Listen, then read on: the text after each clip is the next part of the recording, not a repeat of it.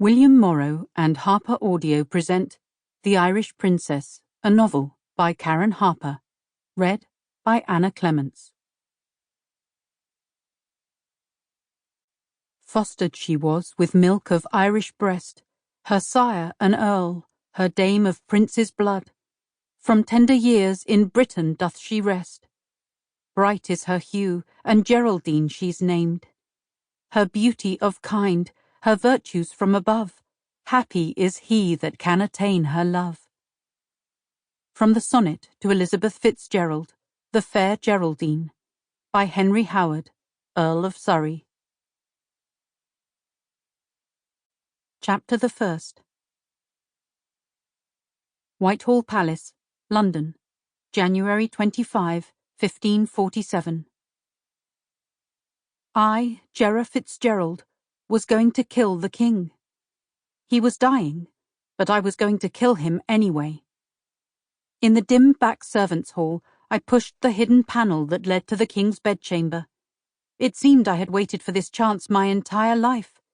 I had been forced to bide my time until the king was alone in the small back rooms so few knew existed. Henry Tudor, king and tyrant of all England and of my beloved battered Ireland, was living his last moments on this earth. I pressed the dagger I had secreted in my shawl to be sure it was still there. Yes, its sharp steel, warmed by the heat of my body, waited to strike with all the power and passion that festered within me.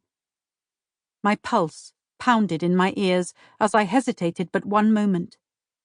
I could bear up to it if I were caught. I tried to buck myself up. If I must, I could face torture in the Tower and bloody death by beheading like those I had loved. At my trial, I would speak out for my family and my country.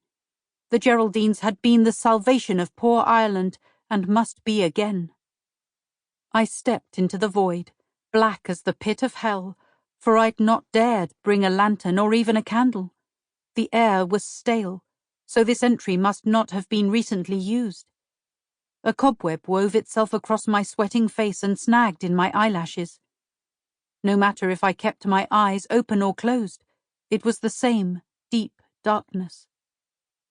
I went slowly, one hand along the wooden wall, one out ahead, so I would not bump into the door at the end. A sliver jabbed into my finger, but I ignored it. My hand touched the door. I froze, straining to hear. Some strange sound came from within, a rhythmic hissing. I pictured a fat, coiled serpent, the King of England I had so long detested and feared. Snoring. That was it. He slept. I recalled the arrangement of the two rooms I had walked through nearly 3 years ago, the shadows, the silence. Not silent now. As I pushed the door inward a crack, I saw one light, though it nearly blinded me at first. I felt I'd opened a long-sealed tomb. No air stirred, and the very smell of death sat heavy here. I shuffled along, giving my eyes time to adjust, though there was little to bump into but the oaken bed that dwarfed everything. I saw the source of light was a pewter lantern on a small table across the room. He had gone quiet now. What if he were dead already? It would not be enough if he escaped me after all this time. But no. Though the snoring had ceased, a sharp rasping for breath resounded from the big curtained bed. Had he hidden out here like a wounded animal, or was he ashamed to let others see him as he was?